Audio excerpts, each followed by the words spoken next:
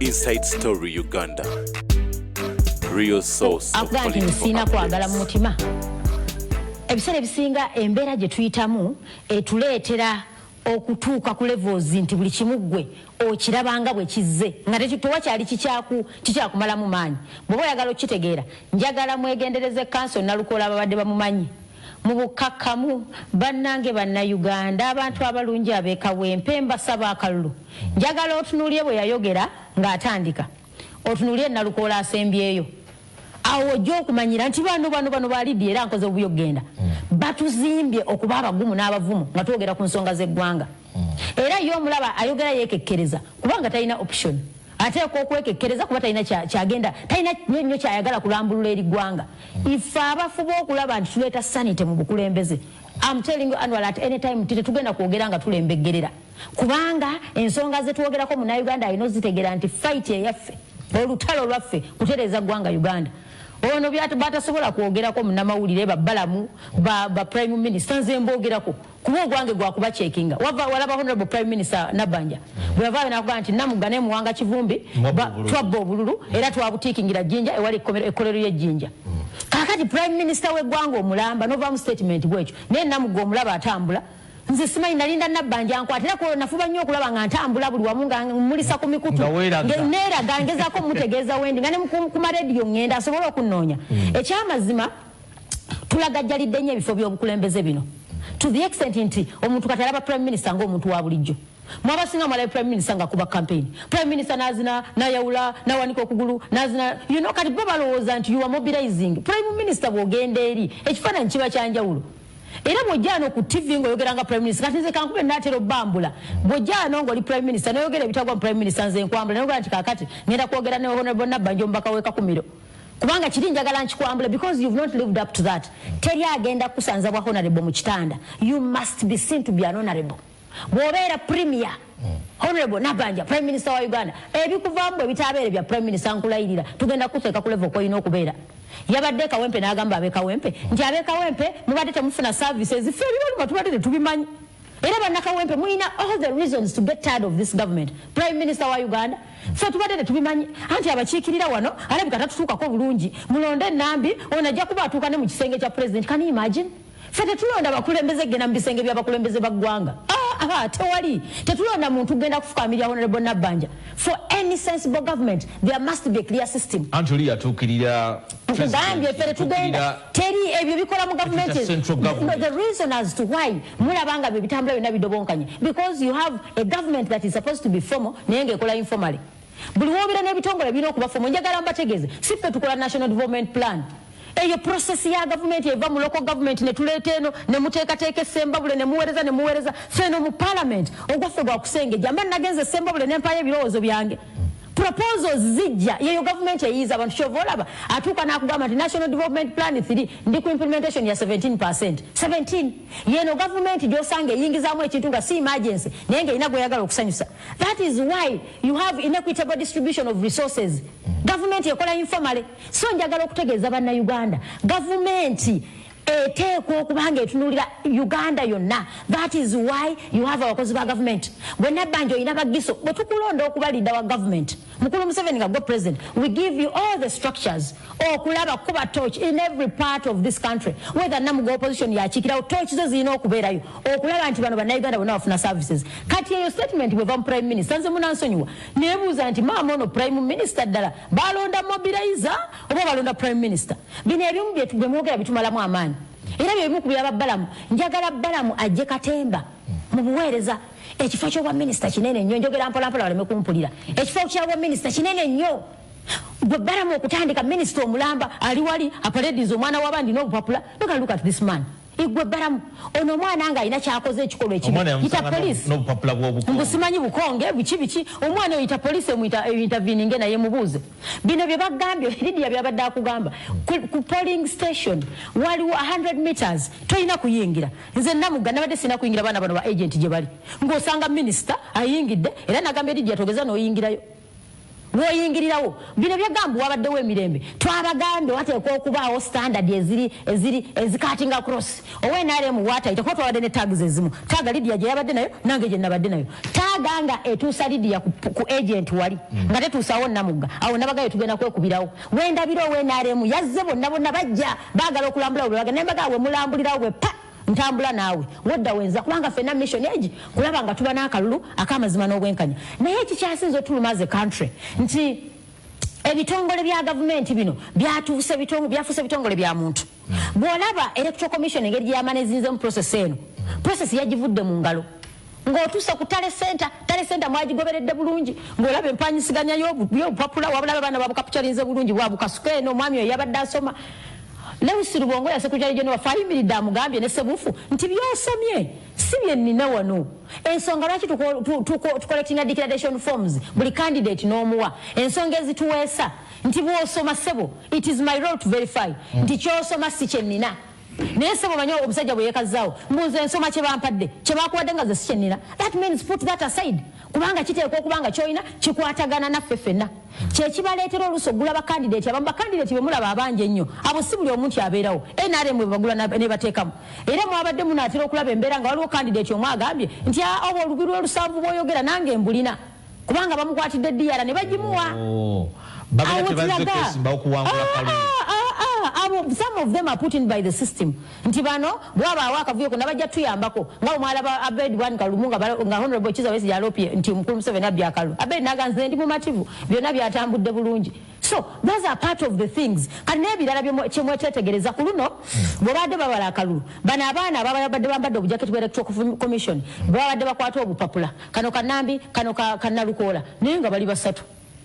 they were around 3 bali tebasukka aba wali mu polling session munda naye tulina bakandidate 10 mu mateeka mwali badde nti singa wabadde otugamba twababuuzizza lwaki bwemukwata obwo temubuwa agenti baffe because we have them there kano kanalukola kawo kwaffe gwe twataddeyo nga mukauntinga kye baakoze bagambye ku luno ebintu byakyuseemu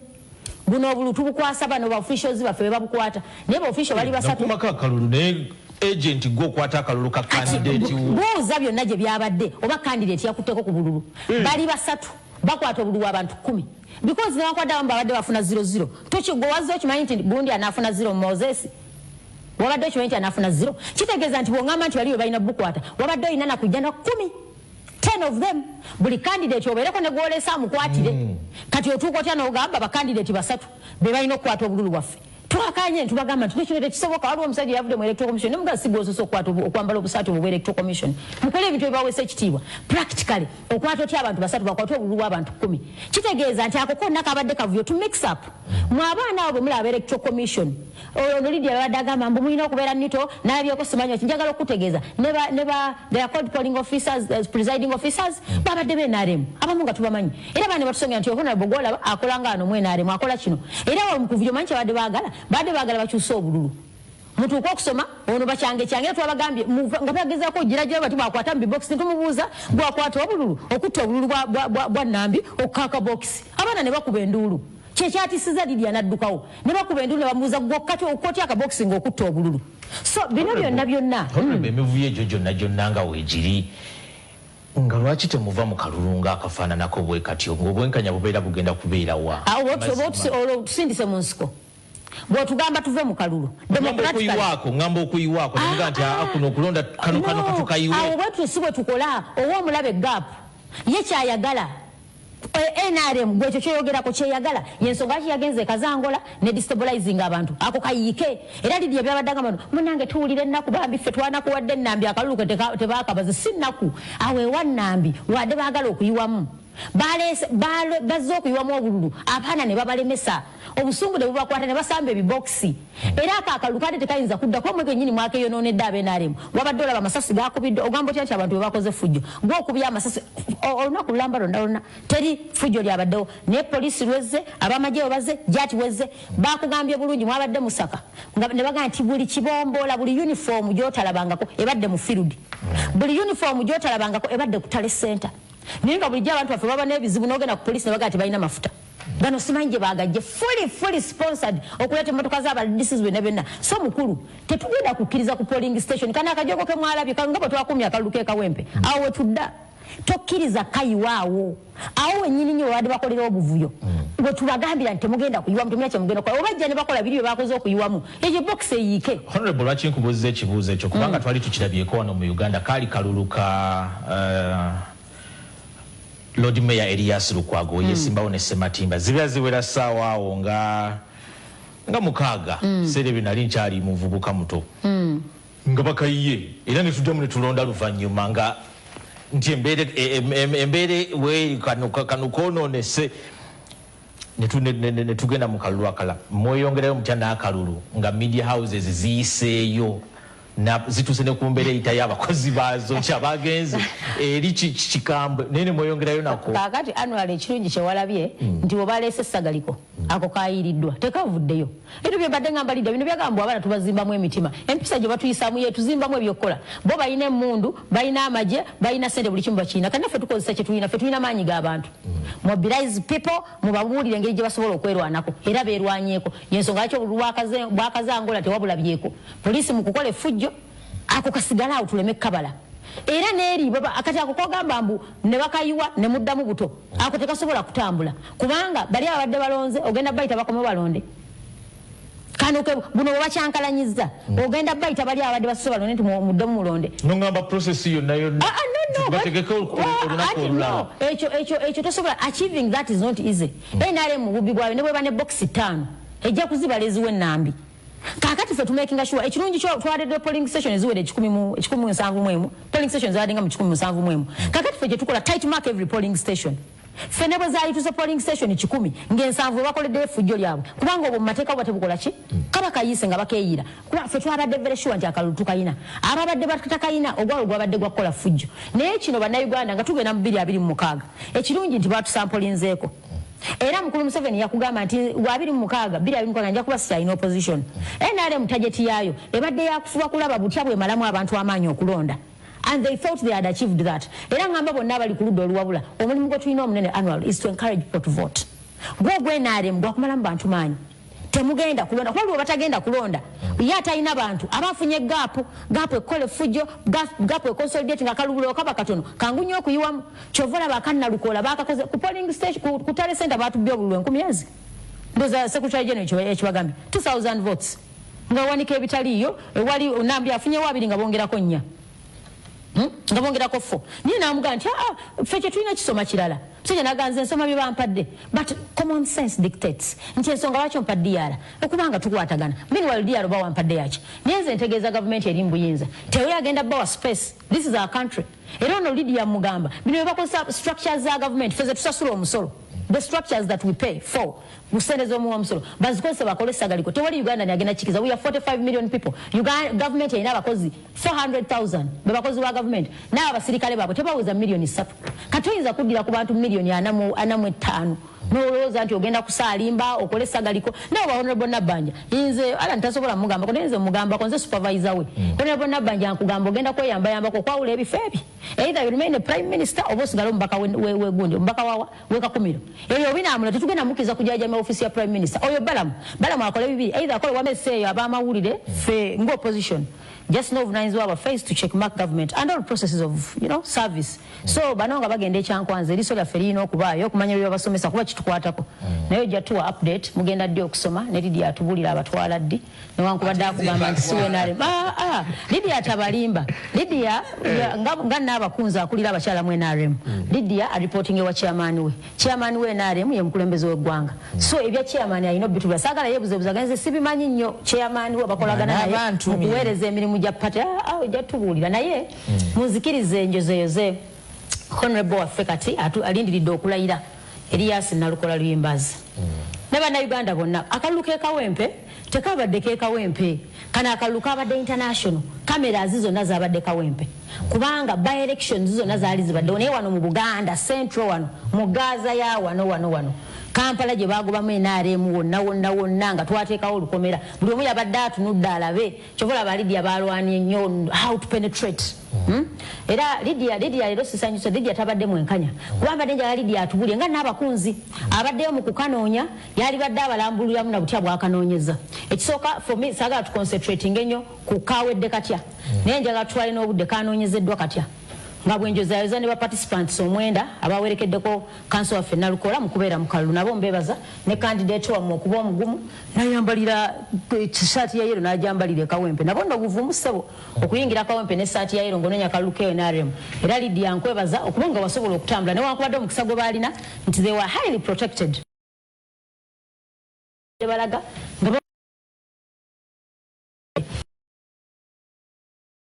kaluke Kawempe yengeri je kakwatiddwamu right from okuba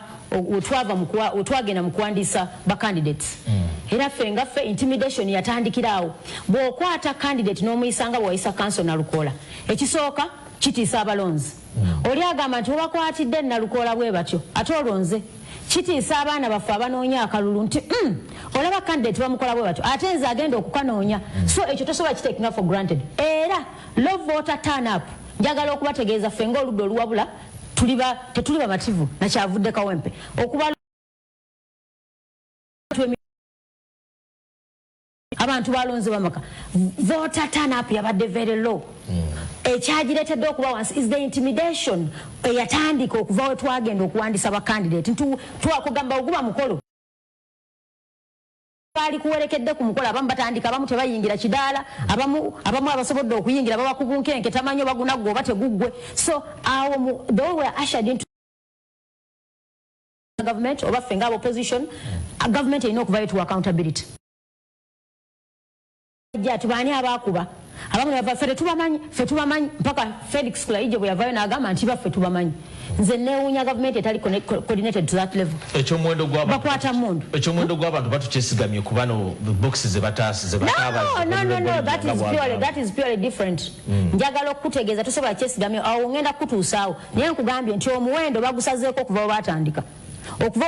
wekyatandikira mu kutiisatiisa mu kukuba obviously some people pull out oli n'akati asigenda agenda mu kavuyo kati ate nga yali intention y'aba Lydia ne banne mubatiisetiise such that from the word go mubalemesa okulonda omuntu kati njagala mbategeeza batulaba mu campaigns politically naddala omuntu alina obuyinza ng'alina byonna ebikola alina ssente zaffe alina emmundu ne bano bakanga baana buli kimu akirina ekimusobozesa okulaba nti atiisatiisa bannayuganda kati tactic enso akakodyo akasooka ke yalina kufuba kulaba butya intimidating bannayuganda obutajja kulonda kuba buli weka bajjukira nti ffe tuba tubakiriza kubakubiriza mujje mulonde mu bungi kuba akalulu akangi tekakola ki tekabbika kati ono bw'amanya nti nze nina abantu kati ye atalina abantu alina kulaba butya bwakanga abantu baleme kujja so embeera nga bwe yatambula wonna ffe ng'oludda oluwabula tukyalinda accountability okuva eri government era tulinda statement ennyonnyole bannayuganda lwaki akalulu kwatandika katyo then mu kukanoonya tutambudde electoral commission yakiriza bakandidate balina road map nga buli omu alina waalina okugenda at a different time era nsaba okutegeeza bannayuganda there is no single moment wetwakolidinga ne candidate yonna bano baalinga gye bali naffe ne tubeera gye bali naye ekyatuwanyisa bwe twali tugenda mu Kawempe 1 nga mukama wa Lydia yali Kasaawe mwali luddawa Kasaawe rally ya president yali luddawa yali Mbogo primary kakati ffe twali tulina kubeera bwayise 1 nga ne electoral commission yali ekimanyi nti on that day Mr. Museveni ne ba Lydia bagenda kubeera mugenda kubeera babadde Mbogo primary school tetwalina kubeera bwayise naye ku olwo batidde batugamba temusobola kgenda bwayise era ffe Lydia tetwakuba campaign bwayise we didn't go there batulemesa naye nga road map yali very clear nti ffe batuwawo that same day nga bakimanyi ne ba Lydia balina kubeera Mbogo ku olwo batulemesa that is why twalina rale ey'okubiri ekoma Mboga naye nebaza abantu bebwayise batambula ne bagenda ekoma Mboga basobole okuwuliriza message y'abakandidate baabwe ekirala nti by election eno lwaki ebadde ya bbugumu ebadde ya bbugumu kubanga akalulu kano abantu badde bakeetaaga ekisooka parties zonna zibadde zikeetaaga naye nga n'abantu bennyini nyi bakeetaaga number 1 abantu babadde balina obusungu nga baagala okulaga NRM kubanga tukyakkiriza nti okufa kwa Honorable Segirinya NRM okulinamu omukono candidate waffe teyafa just like that candidate waffe yakwatibwa n'asibibwa n'alemesebwa okufuna obujjanjabi mu budde era ffe tetusobola kibajjako accountability y'okufa kwa Segirinya kati abantu b'e Kawempe balina obusungu bwabwe nga baagala okulaga gavumenti y'NRM nti owo wonna obusungu tuteeka obulagira mu box naye ffe ng'abakulembeze number 1 Emmotoka ezabadde mu field mu zemwalayo ku last moment ezagibwako number plates ezo motoka zaali zaba RDCs emmotoka zaba RDCs in the whole country zonna zaalitebwe Kampala obukakafu obujjawa kakati nze bwe oyagala obukakafu ssebo bwe oyagala obukakafu singa abadde omuntu bebifaananyi ali badde mbikuwa kati nze gweyogera naye ba RDC abamu mbamanyi era nsobola obbogera Faizo ow'Essembabule balina Kambugu balina Paxi ow'Ebukomansi bonna emmotoka zaabwe zajja era nga twazisanga nga teziriko number plate zaliyo mu field era dijja tayinza kyegana kuba n'ebifaananyi bwe wennyini mwabiraba baddiso abasinga babadde mu Kawempe naye nze ekinduma ku RDC didi yakimanyi nti RDC mukozi wa government and RDC is not a politician ono akimanyi bwe twabadde wennyini we yabadde akuma ba RDC babadde bakuma obulungu nga balina tags NRM ba RDC akiwakanya antwale mu court didi yakyatagendera baga ku position ya party yawe babadde mu caucus abaka parliament bageze basinkana omukulembeze waabwe era mu mawulire mubiwulidde batutwala mu court nupu ya bya akalulu ne batulugunya mu field ye position ye NRM yatagala kwogera tenga mutufu kwa simwogezi wa kibiina naye banna Uganda batulabye leero ku machanja galo bategeeza NRM tutwala mu court okubba akalulu kabwe n'okubatulugunya emamba ze mwalabe mu field zabadde za nupu bakanga baana ababadde bajjati abambadde obukokolo babadde ba nupu so kino kyonna bw'okitunuulira fenga abakulembeze nambano ze ne Lydia tuli ba leaders kitukwatako nnyo okulaba nti bannayuganda benyumiriza mu bukulembeze bwonna kyabulabe nnyo okukwata abakozi ba gavumenti ne mubaleeta mu kalulu era nze nkubuulira bwenvaano ng'omubaka w'Essembabule Faizo tasobola kudda ffe kola bwa RDC era tugenda nze wange mu constituency tugenda muwandikako ekiwandiiko tetusobola kuba na RDC nga munnabyabufuzi RDC abamuweereza wa bonna ebifaananyi mwabirabye Honorable Ssenyonyi gye bakwatira obululu ennammere gye nabadde nkola ne Lydia ebifaananyi ebyo mwalaba gye bakubira SG waffe Lewis gye bamukubira wano n'ebifaananyi ebyo mwalaba engozoba naye yaliwo awo Faizo wakireiminga nti makaage si makaage Hilo tuwagane ekyo kinonyezebwako yabadde awo naye ng'ekyamazima baali batikingira obululu eyo gye twali era ffe bamu abawa intelligence information eyo obululu badduka n'ebisawo byabwe that was there so ba RDCs bonna ababadde mu bululu ate nga abakozi ba gavumenti sebo ffe nga abanuupu tugenda kusaba gavumenti abo RDCs tebaddamu okudda mu bantu nga ba RDC bagendeyo nga bapolitician sebifeyo bibagibweko kubanga okwo kumenya mateeka didi yakimanyi bulungi RDC si munnabyabufuzi that is part one then ekyokubiri Lydia akugambye akaluka abadde ka mirembe Essekanyonyi we twabadde akaluka abadde ka mirembe kubanga naffe twagezezzaako kuuma njagala okutegeeza abantu ekyabadde ku polling station y'Essekanyonyi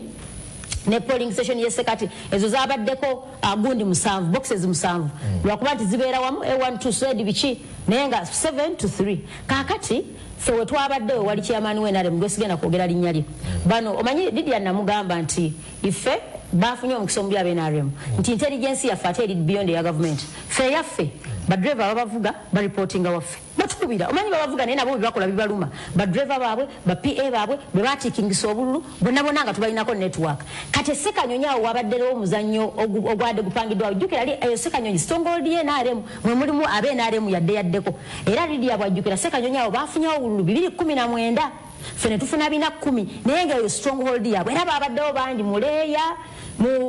bano badisozi babaddewo bangi ne deployment era naffe batuyiwamu ab'amagye n'ebifaananyi mbirina nyina engeri gye nabifunamu naye ab'amagye ne bakkirira wansi mu lusuku eyo gye baali beekwese era Lydia namugamba nti ab'amagye tobalabye naye njagala okwirireko eri wansi gye bali beekwese kaakati omuzannyo gwe baali baagala okuzannyira Essekanyonyi baali bagenda kukozesa chairman w'NRM yali agenda okuyiwamu obululu era abaana nga batubulira nti tuli wano tugenda kujja bano ne baleeta bakifeesi okuva mu Kisenyi era abaana abadde basibye ebyo biviiri Lydia ne mulengeza ne muga Lydia abaana abo balaba abo bammwe kati babadde tebatamanyi nti eri Gaza naffe tugitegeera bulungi ne tubateekako muntu ku muntu bulwadde wabeera ow'NRM ne tumwekengira nga abaana batubulira nti oyo mumulaba be babbi baawano ekirungi ky'obululu buli omu ba n'abantu b'omu kitundu bamanyi ababbi baawo nono tagambye Lydia ntibadde batugamba oyo mumusongeko naye babadde baabo so embeera tiyabadde kamu nga bwe yabadde bwe twategedde nti abo bagenda okubbira Ssekanyonyi nkubuulira nkubirako omuntu w'Ekawempe yenna akubuulire Ssekanyonyi amukubuulira ekibeerawo so akalulu Lydia tagaa nti kabadde kamu bwe twategera nti tudiringa n'ababbi ababbi b'obululu ate nga naffe ne tusobola okweteekateeka obulungi okusobola okubakuuma newankubaba era waffe baalawunye baadde baleeta emmotoka bwe zijja enamba puleti ez'enjawulo bwebabaze embeera bwe baddayo so njagala okutegeeza bannayuganda nti ekyalabiddwako mu Kawempe ne ssente ezaateekeddwa mu Kawempe by Lydia zabadde zisobola okuzimba district hospitals 10 sente zayiwiddwe Kawempe nkubulira baleta accountability kakati kankubulire yinze nkugamba kaluna kabadde mu kyebasooka okukola bino betwagamba nga bebajjako abantu ne numbers bagendanga ku nyumba abamu bakuwanga okusinzira ku buzito bwo ne batandikiranga ku mutwalo mpaka ku mitwalo 10 owaayo nini namba ngomanye bigambo bigambibwa olunaku lwogezaako okulinya ku polling station tukujjeko details zonna ogenda kusibwa nkubulira kinako obukakafu ekyo bwaba wakana tuddayo ffenna recording zezimu ziranga abantu bajja ne batu reportingira eno intimidation kugambye badde mu phases nini namba nga bagiwandika naye kakakkulizo kwata sente tolinya ku polling station kati kino kyolabye ekyaleeteddwamu emmamba kwabadde ku enhancing intimidation ku last moment nti abantu abasingera obusirikale wadde buyingiddeyo wansi abakafuluma temufuluma mu mayumba temukola ki jjukira emmamba zayingiddewo ku 7 eno lovota turn up sigamba nti abantu badde tebaagala kulonda but processes ezo nezabayisiddwamu so ffe ng'abakulembeze tuli basanyufu mukko nti bannayuganda balabye gavumenti yenali mu kyetegeeza ne kyeri toyinza kuddira abantu b'okulembera no bafuula ba terrorist kubanga ffe tuleetamu amagye ag'okuleetamu emmamba n'ennyonyi mwazirabye kati bagamba accountability nkugamba ennyonyi ezo emmamba abasirikale ebiki ba RDC emmotoka zonna ezazze singa lidi yakubulya ssente entuufu nze nkugambye twabadde tusobola okuzimba amalwaliro 10 mu district ez'enjawulo nga naye yange ezasemba buli kweri nga batalina district hospitals so nsaba okuweereza nsaba okulabula gavumenti ya Uganda nti tugenda mu 2026 era abantu tubasaba tuyogedde ku protest vote obedda bagoba abantu ku polling station kuno tugenda kanoonya tugenda kakuuma n'okulaba nti bakalangirira bagobye abantu ono lidda twabadde badde bavuga mugende nga tetunaba nga tuwadde okubala akalulu mugenda ne bagaa tujja kusigalawo around tetujja kuvaawo ng'okubagoba musigalewo bannamugga mwekka bajje bayoole bayiwemu obulu so bannayuganda nyongera bakubiriza abantu b'e Kawempe emitwalo 28 NTV singa mubadde muyina ebirabo bano mubadde mubawa certificate z'obuzira bw'eggwanga abo babadde bazira nnyo kubanga baavuddeyo out of all the intimidation ne bagamba tuteekwa okulonda kale njagala kuddayo wa Honorable Lydia Wanyoto. Honorable Namugga babadde akola submission Honorable Lydia agenze n'agamba nti mwakozeseza ba RDC naye nga tebalina balabikira mu structures eza NRM ekyo kiri kitya Honorable ekyo si kituufu omanyi nze sikolera ku speculation singa lwali tulina RDCs nze empeera nabadde nkolayo ki I mean they can do the work then I'm speaking for the NRM twanonyeza akalulu netuwa report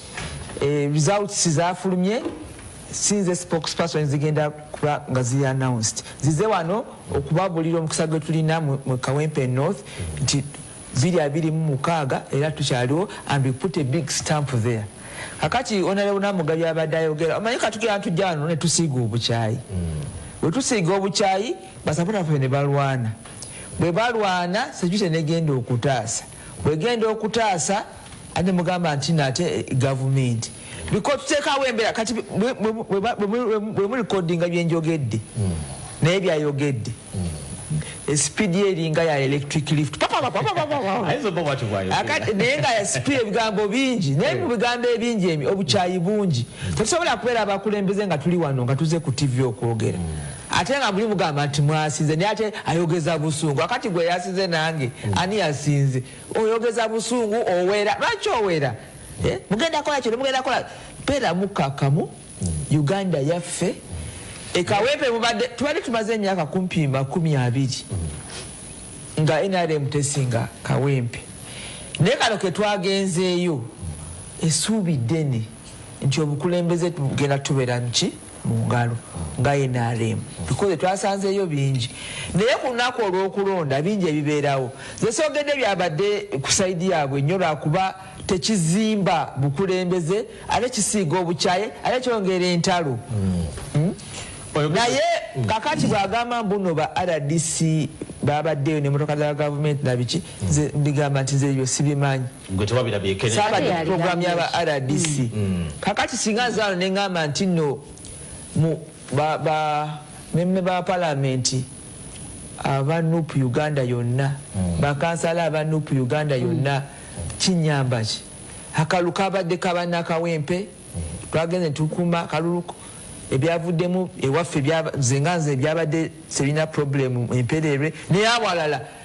emisango giri ku poliisi gijjudde bakute abo balina amagezi agamufe abagamu tugabuli first time ogasanga nagasanze Kawempe bagenda ne basolooza byabadde agamba ate bano be basinze bikola because babadde bakola Kawempe bagenda ne basolooza voter lots bw'abantu ne national IDs kati oyina agenda nayimirira ku center nga babazamu emirundi mingi omuntu n'alonda biri ku poliisi kakati report nagifunye mu baba naffe ba report naye nga balina record za poliisi balina ne bebalope omuntu omu obeera tya nekisawo ki ransaka nga kijudde ID z'abantu ne buno bwe batwala ku poliisi obukongo nga babutwala ne bakusasula kakati yena agenda n'akakozesa about 10 people to vote. So there's a government anyavunanyizibwa, there's an issue of the electoral commission officials okuba they are not vigilant neneba agent babasusa amagezi kati oyinza n'okusanga nti nno abantu tebalonze bangi voter turn up yabaddeero naye nosanga nti eriemu yabaddemu obululu bungi okusinga abantu abazze okukola ki akakiko k'ebyokulonda kanafubo gamba bwoti nti buli omu alina obuvunaanyizibwa obubwe naye akati nze ng'omukulembe sobola kujja n'okuvumirira abalala nzija n'okuwa ssuubi nzija kukola ki kuwa ssuubi ne reports zino ez'okuba abajanalisi bajanalisi nze nabirabye ku mawulire nange nabadde sala yawadde janalisi omu yabadde akubira ate nga babaddewo nga bakavaringa nawala gye babadde reports ze twafunye beetabira muki mu mbeera ez'obuvuyo ez'okulonda basupporters abasinga they are charged njagala kubulira Honorable Namugga newo gy'obeereyo egundi esemba buli mutwale obuvunaanyizibwa obutachaginga basupporters because wewatandikibwa olutalo bogamba okucharginga basupporters obeera otegeeza okuteekawo embeera bagamba nti mulumbe mulwane nabali nabo ne bajja oba onfuna those fights of our supporters nabana engeri gye boogeramu olulimi olw'okuleta entalo olw'okuwera olw'okusiga obukyayi ate okubeera nti mwemwe ba victims muteekamu omutima mu ba supporters abo ogamba nti nno tulwane akati abaana balwana nabali nabo ne bakola ki nabali ne beerwana akati mu kulwana okwo journalist ayinza okujja nga akavaring ate ne basitute bakola ki bataasa abantu there is a problem beginning with the way we talk. We mobilize our leader tukunga abasupporter bange basupporter bange ba mirembe bakubengeri gye mbakwatamu nze mbeera ku namba mobilizing numbers nesigama nti mulwane balina ekyo bayita ebigaali. What is ebigaali? Ebigaali groups ezijjanga zaagala kukuba abantu even when there is no cause to fight kati nabali nabo ne bakola ki nabo ne beetega so there is those that spark natuse Kawempe bakunga abantu ebigaali tuyuwawo ekigaali nga bonna you see abantu nga bayiika ekyo kigaali stock is their thing mukakanya abantu you lead people mu mirembe temujja kufuna backlash because abo buli omu abeera yeerwanako ze sinalaba NRM balina language ya bigaali obotuuka bwe bakola in 1 minute that kind of thing is a signal bonna nga bayiika and in the presence of security where I was we batuyingira Kawempe nga taddawo embeera egamba tetujja kuyingira Kawempe tetwerwanako tugaba bannange twagala kunoonya akalulu era twatambudde bagenda ne bakwata emikono abavubuka eringi ne bakusibako ogenda okusanga oliweka banno bakulesewo there are those things namugamba dde mbasaba mu mutima mulungi mukyuse engeri gye mu mobilizing abantu mulekerawo obukyayi hate campaign n'okola embeera ezireetawo entalo buli kaseera obeva ku bikolobera ebikolebwa ku bannaabwe kubanga baba baagala kalulu basiga bawanyoto kakati nze abamanyi nti ndi mukazi wa mirembe nze ndi mukazi mukunzi nagamba wanyoto alese sente yetise ogenda okusanga abaana bakusibyeko ring nga weekubira nduulu oba weekubidde enduulu banabo bajja okutasa amakamera nga zijja Kawempe North abantu fe bagenze bagenda natuwa medal tuli bazira because bali bataddewo embeera gamba temujja kuyingira Kawempe naye nayingidde Kawempe nenoonya akalulu naye nga bagamba nti ayingidde Kawempe nga yenere muli muzira era kati ze ndi muzira. Honorable yabudde ku kintu ky'okusiga obukyayi nonzijukiza Honorable Thomas Tayebwa Deputy Speaker bwe yali ku floor ya Parliament n'agamba nti yekyesigamya kuba byakwerinda engeri gye baali bakubya abantu ku lunaku olwa nominations ez'Ekawempe waliwo omunnamawulire munnaffe gwe bakuba waneeno ekitwaliramu n'eriisa ekifaananyi kyali kibi nnyo.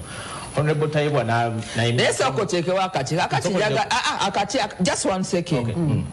njagala okusaasira abagenze mu field nga bannamawulire ne bafuna that scaffold naye abantu ababujo nabo bakubiddwa so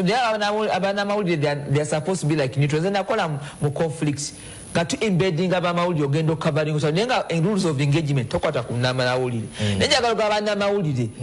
nti bw'obanga oli munnamawulire beera munnamawulire observer missions jona labye ba observers nenga they are clearly members of political parties bobanga oli political party tobera observer bobera ngo oli munnamawulire bobanga oli politician toyambala jacket ya observer because observers are also neutral people there's a nervous anze mu field ayiginwa nenga mbala olabye dala omuntu alina political party nenga yambadde jacket yachi observer osanga munnamawulire akola mu mawulire they are going to campaign abamu batandise okuresigninga you cannot cover when you are ekirungi abaresigninze tekuli yakubiddwa bakubiddwa basanga abamu nenge eriamu olabira ddala nti mu mbeera ze